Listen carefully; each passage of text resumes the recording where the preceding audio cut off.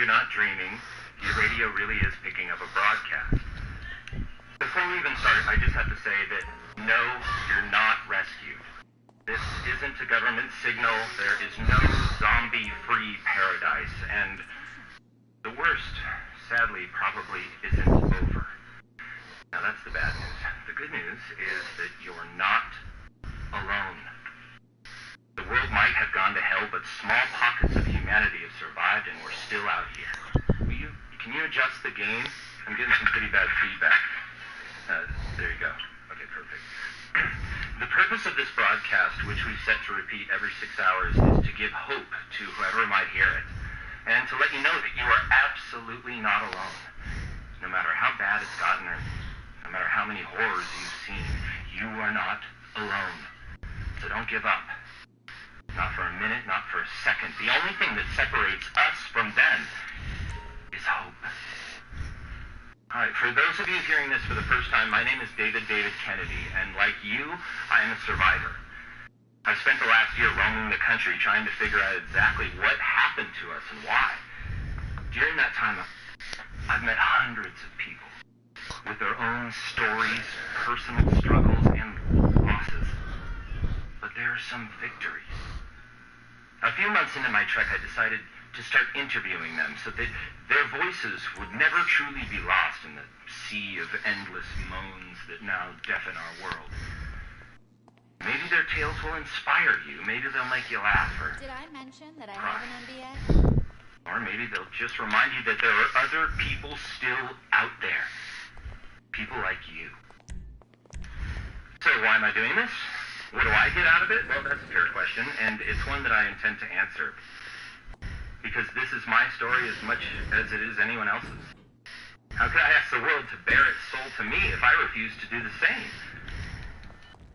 As I stated before, my name is David Kennedy, and I am 24 years old. No, David Kennedy isn't some cool way to introduce myself like some sort of suave super spy. My first and middle name are both David. My father was David, and my grandfather was David. And to be fair, my mother named me after both men, never telling either which David came first. Growing up with the two first names was brutal as a kid. It earned me both merciless teasing and the nickname Double D. I initially tried to fight it, but as childhood nicknames do, it stuck. So I eventually just embraced it. Oddly enough, it was probably that name that saved my life. It was because of it that I always kept fit and in shape. You don't want to be a fat kid with a pair of sweaty man boobs and the nickname Double D, you know. So when the outbreak went full swing, I was in good enough shape to survive it. It's like that prophetic movie of old stated, rule number 1, cardio.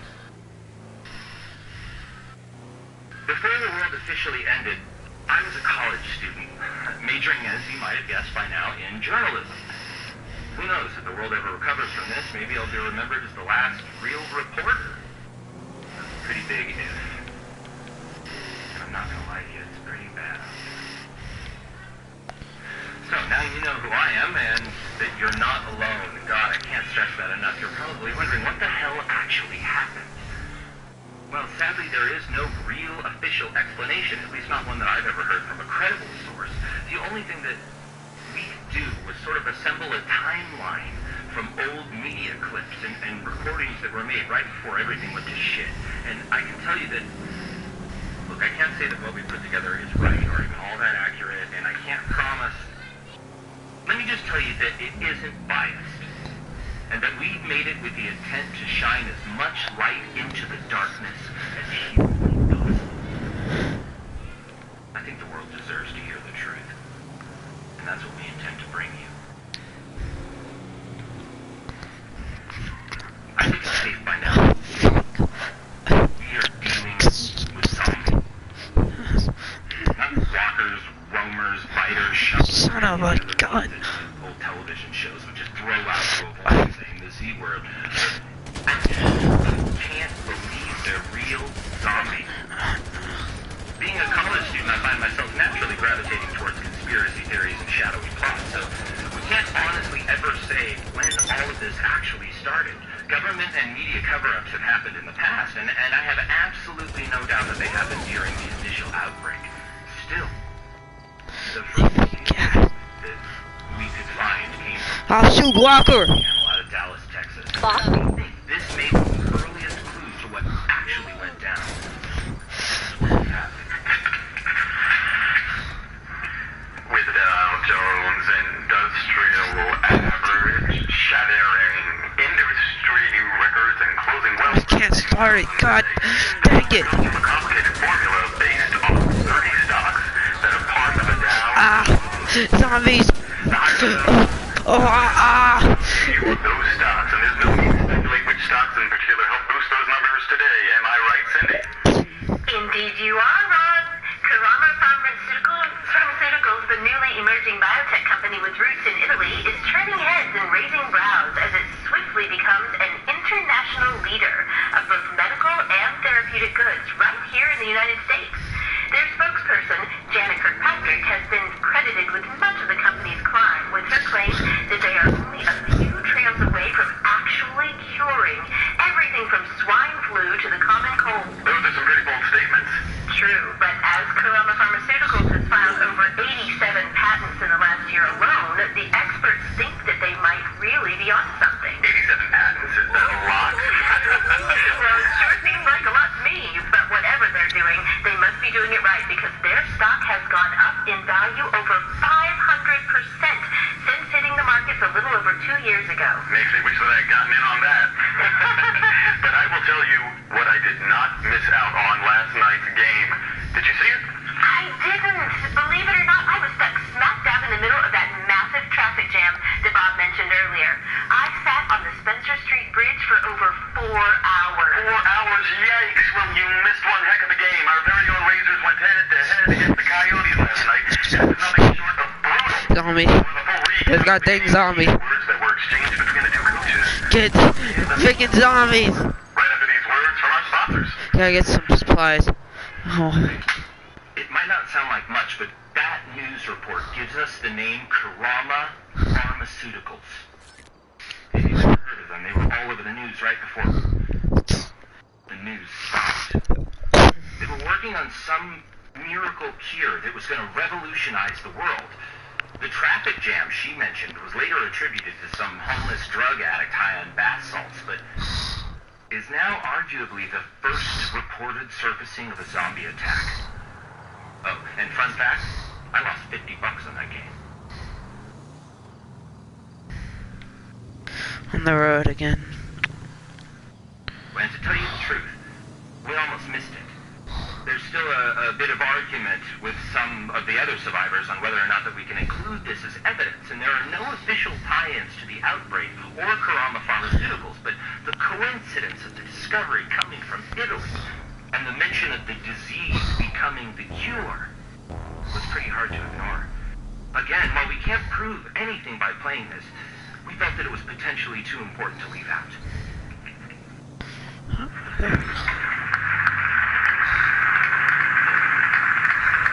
Welcome back to the Piercing Truth with me, Oliver Pierce.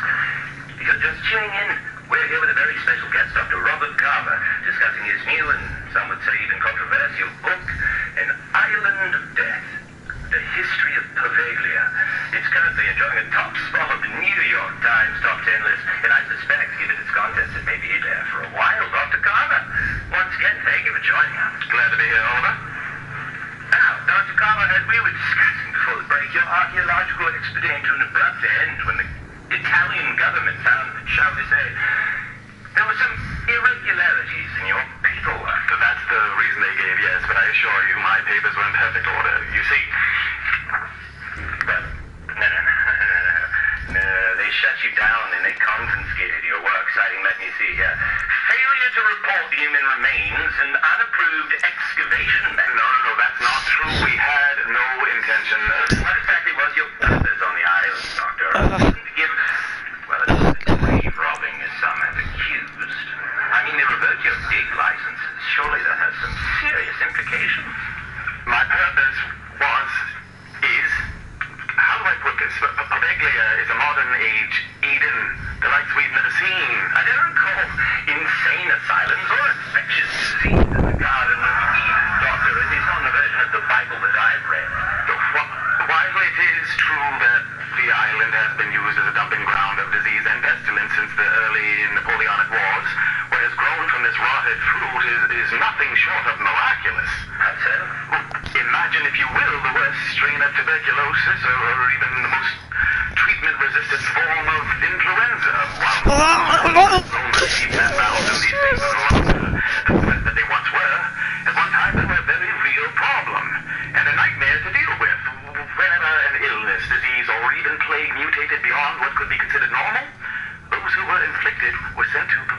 for study. But they weren't being studied, were they? In your book, what is it that you call it? Ignorant containment. These people were sent to hospitals and asylums on the island, not for treatment or medical experimentation, but for something far worse, simple housing. The healthy world wanted nothing to do with them, and the medical world saw them as too dangerous to not be contained and accounted for. So, under Napoleon, when it started as a rudimentary You! Give me a shot. fixture, the ill were gathered and contained them perfectly out of fear, but it is because of that fear that itself began to change. Get out! Stop shooting me! Freaking it's get Find in such uncontrolled quarters, they began to breed something entirely new altogether. Medical miracles that could not be explained, reversal of disease, sickness, and in some cases, even death. The disease had become the cure. Yet you claim that there is indeed experimentation upon the afflicted. Not under Napoleon, quite the contrary. He wanted nothing to do with Paveglia. When the Emperor learned of the changes that were being reported upon the island, he ordered it destroyed, but by then the sickness and mutations alike had escaped the confines of the Church of San Vitale and had spread to undocumented parts of the island. So the experimentation upon the sick came from the German military, mostly during the occupation of World War II. It always comes back to that. During the Italian surrender to the Germans in World War II, the Germans scouted Paveglia for what were initially militaristic purposes. They were hopeful that the Venetian force built in the early 1600s could be upgraded and utilized in a modern defensive manner.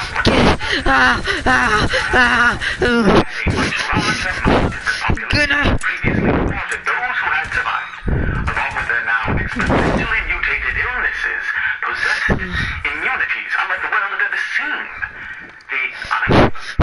I don't know what to do with you. Were very excited at this discovery. Evidence or I can't do nothing. I'll keep you alive. You claim my paperwork was never in question before I can't do it. I can't do it. my expedition sprang, but everything wasn't I can't do it. actual letter God. Can't do it. condemnation of San Vitale as an excuse to dismiss No. Oh, freaks, he's gonna spread it. regards you as a crackpot.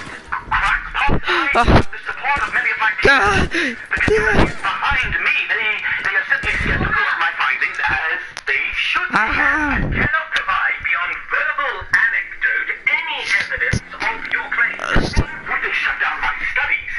They had the evidence. They saw what I was on the verge of bringing to the world. Dr. Carver, thank you once again for your time, my own. Your book, Oh my God. titled An Island of Death, the history of Paveglia, continues to do well. We found it to be very gripping, although admittedly hard to swallow. Possibly we'll be quite down to the cast of British nannies. I gotta get on the road again. Without the internet or much technology to fall back on, our research into Dr. Carver's claims hit a dead end almost immediately. The only thing that we could find was an old encyclopedia entry on the island of Paveglia that confirmed its use as a plague station, and the orders from Napoleon to destroy the Church of San Vitale. Still, Dr. Carver's insistence of not just a cure being found on the island, but one born from disease, well, it just hits too close to home for us to ignore. Take it for what you will, but I personally wouldn't. About 3 weeks after the interview with Dr. Carver aired, ANN began coverage on a Senate hearing in which a senator from New York is accused of taking money from Kurama Pharmaceuticals and refused to explain as to why he was spending so much time in Italy. This is what really cements our suspicion of Kurama's involvement in the outbreak. We cut out most of the official preludes and went directly for the meat of the conversation, which saves you about 4 hours of political droning. Oh! The United States government seems to... Oh my God, no. Freak. Kurama. You're watching ANN, the American News Network, America's most trusted source for news.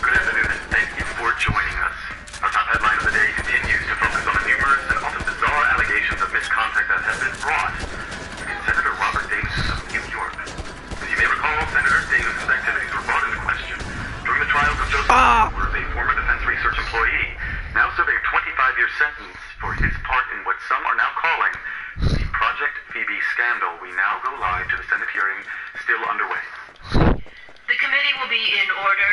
The committee now resumes its hearings on the investigation into the allegations of conflict of occupational interest, obstruction of Congress, and hampering of an investigation by the United States Senate Committee brought against Senator Robert Davison of New York. Senator Davison, am I correct in stating that you have a copy of the listed allegations brought before this committee in front of you now? That is correct, Madam Chairman. Senator, if you could, please explain to this committee exactly what your involvement is with the article labeled Project Phoebe. At this time, I would like to remind the chairwoman, the Madam Chairperson, that I sit on the Senate Committee for Intelligence in an official capacity, that I am not authorized to release sensitive information to the public at this time. The chair acknowledges your position, Senator Davison, but it still requests that you answer to the best of your ability or to the degree in which you are allowed to speak on the subject. Now, are you stating for the record that you are unable to comment in any fashion on the article entitled Project Phoebe? That is correct, Madam Chairman. Senator, how many times have you been to Italy in the last 3 years? That information is currently classified under Executive Order 13526, and I am not authorized to release it to the public at this time. Is it true that you've been to Italy over 24 times in the last 3 years, acting in both official and unofficial capacities as in accordance with your current job duties? Again, that information is currently classified under Executive Order 13526, and I am not authorized to release it to the public at this time. This committee, if you will look at Article 6 on page 3 of the booklet provided, has no record of your official involvement in any activities or articles as sanctioned by the Senate that would require your presence in Italy. Yet we have copies of several reimbursement requisition forms bearing your signature that prove that you were there on numerous occasions. Is that your signature, Senator? Madam Chairman, that information is also currently classified under Executive Order 13526. I am not authorized. Senator, where or what is Sturm and Drang? I apologize, Madam Chairman, but that information is currently classified under Executive Order 13526, and I am not authorized to... Senator Davison, public your at this time. continued impediment of this hearing is duly noted, much to the disappointment of this committee. Perhaps a simpler question, what is your relationship with Karama Pharmaceuticals? Like many here, yourself included, Madam Chairman, I have invested in the company's stocks. I make no secret of this. Indeed. Yet, unlike many here, you have been named as a member of their advisory board. Am I correct in stating this, Senator? No, Madam Chairman, you are not correct. I have accepted no official titles or duties with Karama Pharmaceuticals. Are you saying that you do not sit on the advisory board for Karama Pharmaceuticals? I have accepted no official titles or duties within the company, Madam Chairman. Senator, do you sit on the advisory board for Karama Pharmaceuticals? Any capacity? That information is currently classified under Executive Order 13526, and I am not authorized to Senator release it to Davison, the when was public the at last this time you time. were in Arlington, Virginia? I have been present in Arlington several times in the last few years, a number of military memorials, and when I can, I'd like to take my family to stay. And during these trips, how often did you located there? I'm sure once or twice, Madam Chair. And what was the nature of these visits? I believe the agency in which the committee notes was a stop on... DARPA is a secure facility, Senator Davison. Are you saying that you were simply visiting? No, Madam Chairman, I'm saying that I cannot recall the reason for the visit as it was not noteworthy. And during these non-noteworthy visits, did you ever come in contact with a Mr. Joseph Allen Edwards? I do not recall. So this committee is to understand that you have never had previous contact with Mr. Edwards? I do not recall, Madam Chairman, as I was never introduced to Mr. Edwards by name. I may have inadvertently seen him without association if he were at the facility. So you never received anything from Mr. Edwards? That is correct. And you never used your station with the United States Senate to facilitate an exchange with Mr. Edwards on behalf of Karama Pharmaceuticals? This is correct. Immediately following one of the several visits to the DARPA facility. This makes me lot. Sorry guys, I'm stopping live stream. Bye.